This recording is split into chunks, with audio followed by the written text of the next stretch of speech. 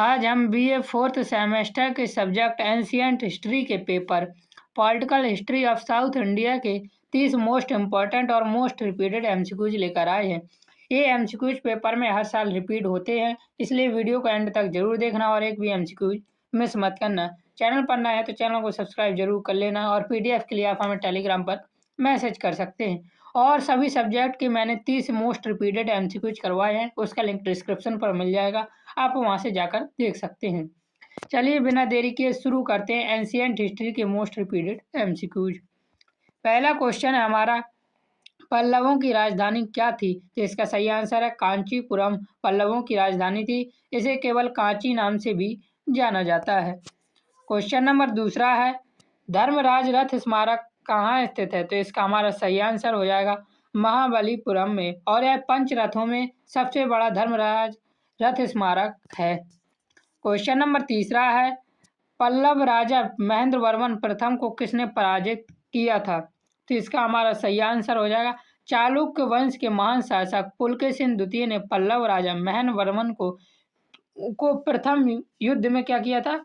पराजित किया था। क्वेश्चन नंबर चौथा है, महाबलीपुरम स्मारकों का निर्माण किसने करवाया था?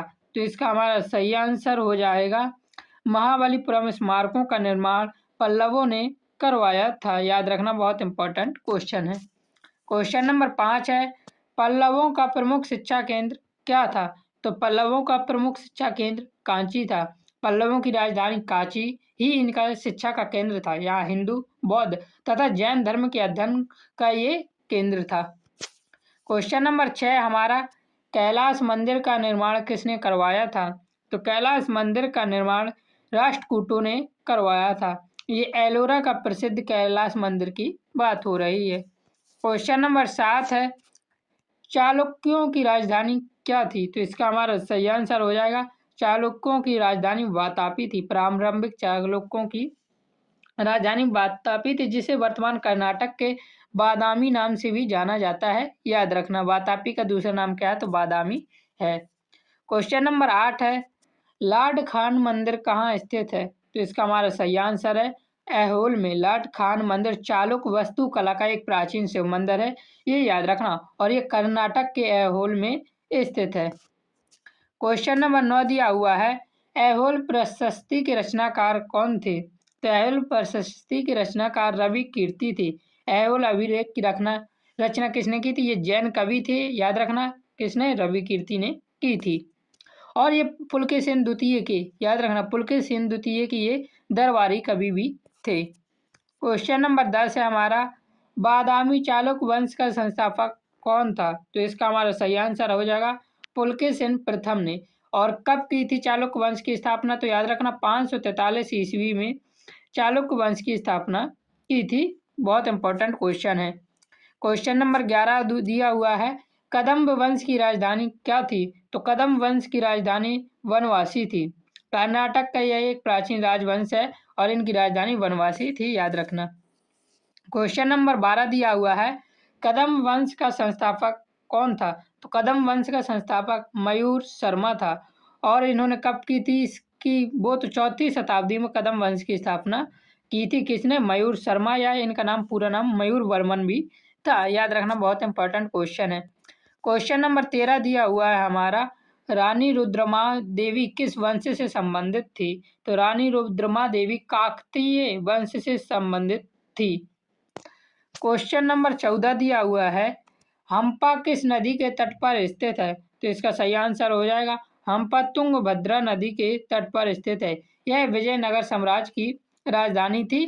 कौन? वो हम्पी कहाँ की राजधानी थी? तो याद रखना, विजयनगर साम्राज्य की राजधानी थी। यह तुंगभद्रा नदी के तट पर स्थित है। और कहाँ पर है ये? तो ये कर्नाटक पर है, ये भी याद रखना। क्वेश्चन नंबर 15 दिया हुआ है, दक्षिण पूर्व एशिया में भारतीय संस्कृति के प्रसार के कारण क्या थे?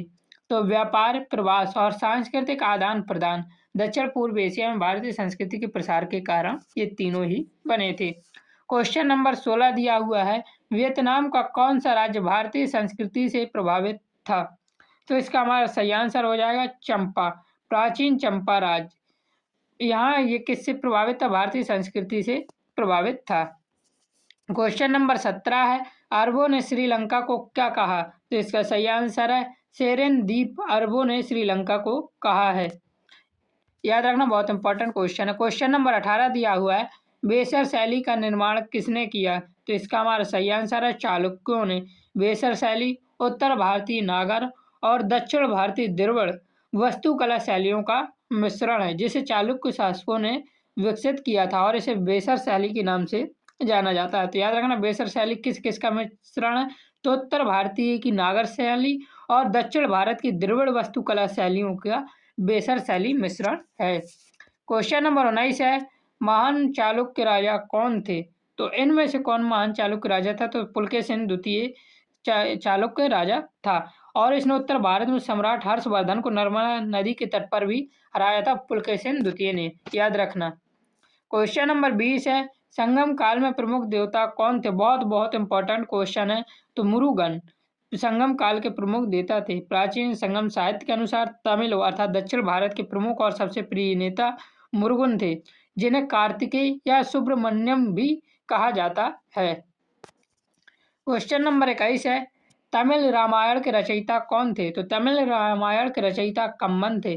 प्रसिद्ध तमिल महाकाव्य इसे किस नाम से जाना जाता है? रामावतारम, जिसे कंब रामायण भी कहा जाता है।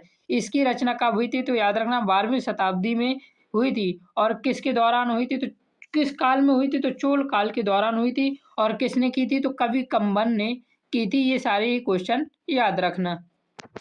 क्वेश्चन नंबर 22 है, तोलाकप्पियम किस प्रकार का ग्रंथ है? तो तोलाकप्पियम व्याकरण ग्रंथ है। यह प्राचीन तमिल साहित्य का सबसे पुराना उपलब्ध ग्रंथ है, जो मुख्य रूप से तमिल भाषा का एक व्याकरण ग्रंथ है। याद रखना।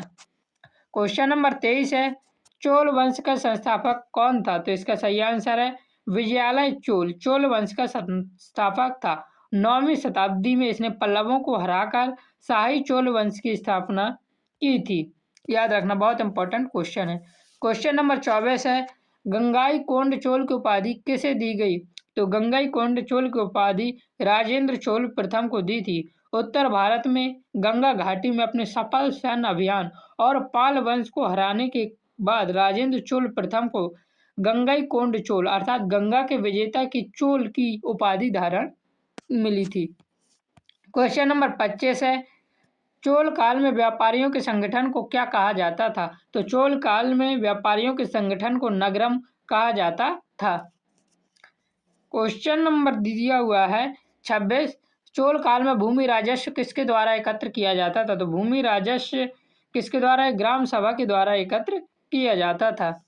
क्वेश्चन नंबर 27 है, चोलों का प्रमुख बंदरगाह कौन सा था? तो सही आंसर हो जाएगा चोलों का प्रमुख बंदरगाह कावेरी पट्टनम था। कावेरी पट्टनम, जिसे पुहार या पुहार भी कहा जाता है। याद रखना, पुहार या पुहारा भी कहा जाता है। और यह चोल साम्राज्य का एक महत्वपूर्ण बंदरगाह और व्यापारिक शहर भी था। क्वेश्चन नंबर 28 है, चोल काल में स्थानीय स्वशासन का प्रमुख उदाहरण क्या था? तो चोल काल में स्थानीय स्वशासन का प्रमुख उदाहरण ग्राम पंचायत अर्थात ग्राम सभा थी। क्वेश्चन नंबर 29 देखिए दिया हुआ है, बृहदेश्वर मंदिर का निर्माण किसने करवाया? तो इसका सही आंसर हो जाएगा राजा राज चोल प्रथम ने। राजराज चोल प्रथम ने बृहदेश्वर मंदिर का निर्माण करवाया था। ये याद रखना, बहुत इंपॉर्टेंट है। कब करवाया था? तो 1010 ईस्वी के आसपास करवाया था इन्होंने बृहदेश्वर मंदिर का निर्माण। क्वेश्चन नंबर 30 है, चोल काल के मंदिर किस शैली से बने थे? तो चोल काल के मंदिर द्रविड़ शैली से बने थे। तो इस प्रकार मैंने आपको 30 मोस्ट रिपीटेड एमसीक्यूज करवाए हैं। ये पेपर में बार बार आए हुए हैं, इसलिए पेपर देने जाने से पहले ये क्वेश्चन जरूर देखकर जाना। जय हिंद, जय भारत, राधे राधे।